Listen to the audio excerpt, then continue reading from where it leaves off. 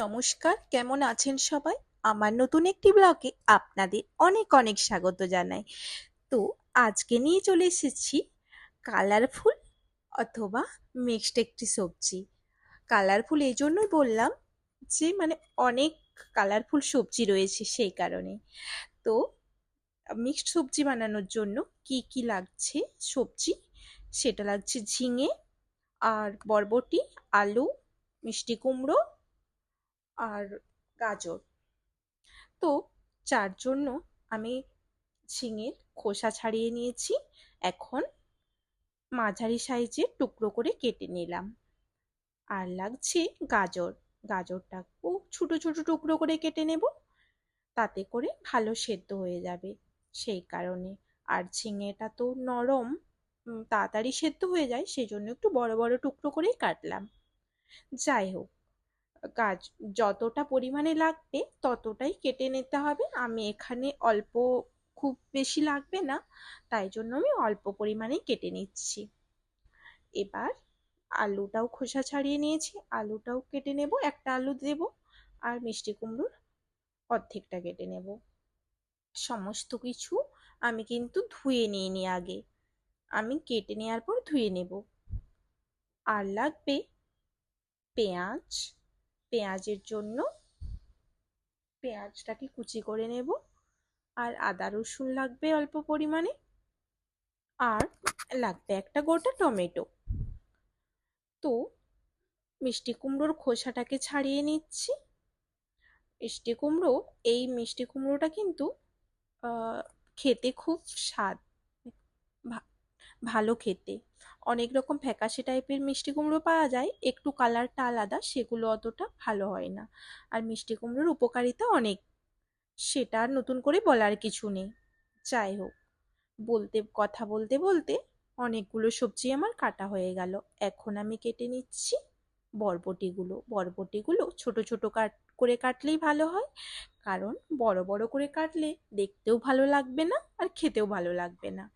কথায় আছে, যে জিনিসটা দেখতে ভালো লাগে সেটা খেতেও ভালো লাগে। তো এখন বরবটিগুলো ছোট ছোট টুকরো করে কেটে নিয়েছি। এবার সবজিগুলোকে খুব ভালোভাবে ধুয়ে নেব। আর কি করতে হবে, আহ ধো একটুক্ষণ ধুয়ে জল ঝরিয়ে তারপর রান্না করতে হবে, তাতে করে জলটা খুব ভালোভাবে ঝরে যাবে। এখন সমস্ত সবজি আমার পুরোপুরি কাটা কমপ্লিট হয়ে গিয়েছে, সেই জন্য একটা পাত্রের মধ্যে সমস্ত সবজিগুলো আমি মিক্সড করে নিচ্ছি। তো যাই হোক, কত কালারফুল দেখতে লাগছে তাই না? সেই জন্যই কালারফুল বললাম। আর কালারফুল সবজি খাওয়া স্বাস্থ্যের পক্ষে আমাদের শরীরের জন্য খুবই ভালো। যাই হোক, কিচেনে চলে এসেছি। কড়াই গরম করে 2 চামচের মতো তেল দিয়ে দিয়েছি। অল্প সবজি রান্না করব, সেই জন্য অল্প পরিমাণেই তেল দিয়েছি। একটা গোটা পেঁয়াজ কুচিয়ে নিয়েছি। আর অল্প পরিমাণে আদা রসুন আর কাঁচা লঙ্কা ছিঁচে নিয়েছি হামালদিস্তায়। আর একটা গোটা টমেটো কেটে নিয়েছি, আগেই বললাম। এখন গরম কড়াইয়ের মধ্যে গোটা জিরে আর কালো জিরে দিয়ে দিলাম। আর তারপর দিয়ে দিলাম পেঁয়াজ কুচি। এই সব কিছু দেওয়ার পর আমি খুন্তি করে নেড়ে চেড়ে পেঁয়াজটাকে ভাজা করে নিচ্ছি। বেশি ভাজবো না, অল্প ভাজা হয়ে গেলেই দিয়ে দেব আদা রসুন কাঁচা লঙ্কা থেতো করে রাখা। এখন পেঁয়াজের লালচে ভাব চলে এসেছে, তো আদা রসুন পেঁয়াজ কাঁচা লঙ্কা দিয়ে আবারও ভালোভাবে নেড়ে চেড়ে সমস্ত কিছু ভাজা করে নেব, যতক্ষণ না কাঁচা গন্ধটা চলে যায় আদা রসুনে, ততক্ষণ আমি নেড়ে চেড়ে ভেজে নেব। এখন আমার ভাজা হয়ে গিয়েছে নেড়ে চেড়ে। এখন টুকরো করে রাখা টমেটোগুলো দিয়ে দেব। টমেটোগুলোকে আমি বড় করেই টুকরো করে কেটেছি, সবজির সাথে ভালো সেদ্ধ হয়ে যাবে সেই কারণে। আর এখন টমেটো দেওয়ার পরে লবণ দিয়ে দিলাম 1 চামচের মতো। যাই হোক, লবণ দেওয়া হয়ে গিয়েছে। এখন আমি নেড়ে চেড়ে নিচ্ছি টমেটোটাকে। নাড়াচাড়া হয়ে গিয়েছে, অর্থাৎ কষিয়ে নিয়েছি।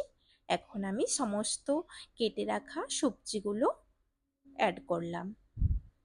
আর সবজিগুলোকে ভালোভাবে নেড়ে চেড়ে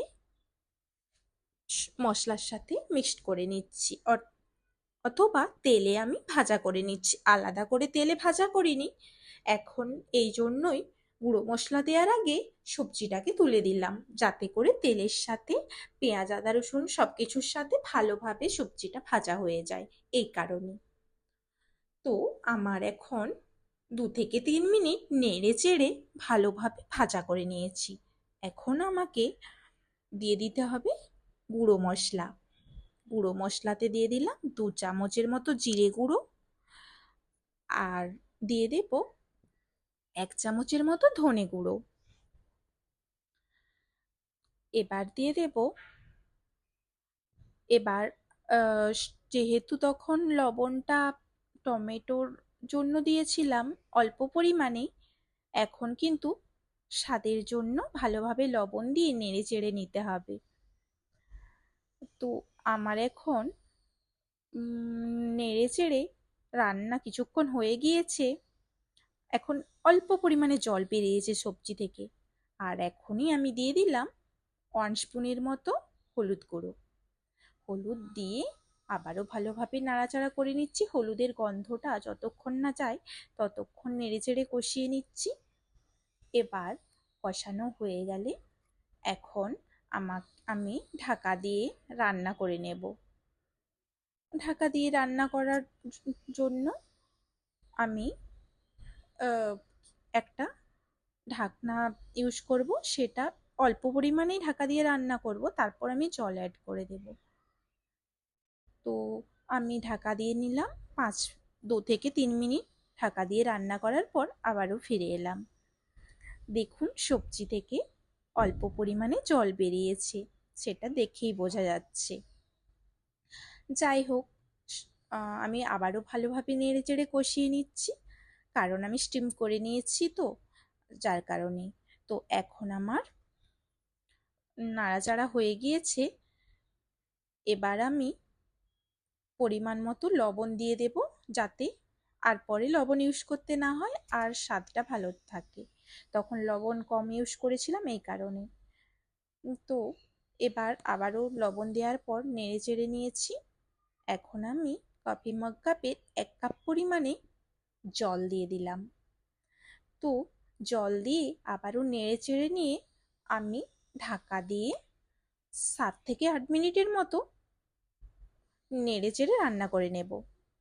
7 থেকে 8 মিনিট পর আবারও ফিরে এলাম। এর আগে আমি 1 থেকে 2 বার নেড়ে চেড়ে নিয়েছিলাম। যাই হোক, এখন কিন্তু আমার সবজিটা খুব ভালোভাবে সেদ্ধ হয়ে গিয়েছে। কিভাবে বুঝলাম? দাঁড়ান দেখাচ্ছি। দেখুন, আমি খুন্তি দিয়ে করে একটু দেখিয়ে দিলাম, আর আমি সবজিগুলো বড় বড় ভাবে দেখাচ্ছি, সেই জন্য ম্যাশ করে নিচ্ছি ম্যাশারের সাহায্যে, যাতে মাখো মাখো একটা ভাব চলে আসে। তো সব সবজিগুলো নয়, কিছু কিছু সবজিকে আমি অল্প পরিমাণে ম্যাশ করে নিয়েছি। তো যাই হোক, ম্যাশ করে নেওয়ার পর আবারও নেড়ে চেড়ে নিচ্ছি। এবার আমি এতে দিয়ে দিলাম খুবই অল্প পরিমাণে গরম মশলার গুঁড়ো। গরম মশলার গুঁড়ো অপশনাল, যারা ইউজ করে, খেতে ভালো লাগে না যাদের, তারা কিন্তু দেবেন না। আমি দিয়ে দিয়েছি। তো দেওয়ার পর আমি 1/2 স্পুনেরও কম পরিমাণে চিনি দিয়ে দিলাম, যাতে স্বাদটা আরও দ্বিগুণ বেড়ে যায়।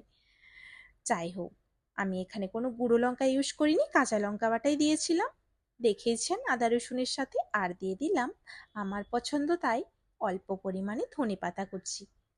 যাই হোক, সব কিছু খুব ভালোভাবে নেড়ে চেড়ে নিচ্ছি। সবজিটি প্রায় কিন্তু আমার এখন হয়ে গিয়েছে, আমি সার্ভ করে নেব। সার্ভ করে নিয়েছি একটা বোলের মধ্যে। আপনাদের যদি এই রেসিপিটি, মিক্স সবজির রেসিপিটি ভালো লাগে, তাহলে লাইক, শেয়ার অ্যান্ড সাবস্ক্রাইব করে দেবেন। আর নতুন নতুন রেসিপির জন্য আমাকে কমেন্ট করে জানাতে পারেন এবং আমার পাশে থাকবেন। Thanks for watching. Bye bye বন্ধুরা।